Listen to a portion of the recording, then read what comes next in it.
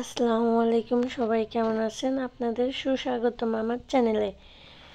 আমি একটা সহজ রান্না আপনাদের সাথে শেয়ার করতেছি। লাউ শাক দিয়ে নদীর মাছ।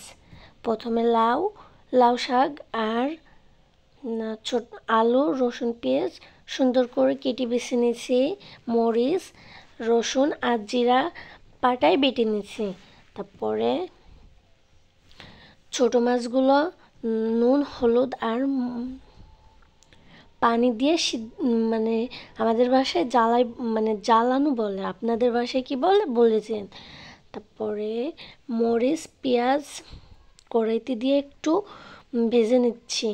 যখনই পেঁয়াজ আর মরিচের কাঁচা ভাবটা চলে গেছে, তখন একটু রসুন বাটা আর জিরা বাটা দিয়ে দিছি। তারপরে আস্তে আস্তে করে হলুদ, লবণ দিয়ে ভালো করে নাড়াচাড়া করছি। করার পর তারপরে ওগুলো ভাজা ভাজা হয়ে গেলে আলু দিছি। আলু দিয়ে একটু ভেজে নিয়েছি। ভেজে নেওয়ার পরে যখনই ভাজা ভাজা হয়ে গেছে, তখন পানি দিছি।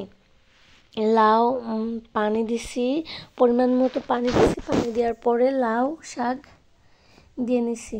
যখনই আলু আর বলক হয়ে গেছে, তখনই পানি দিছি।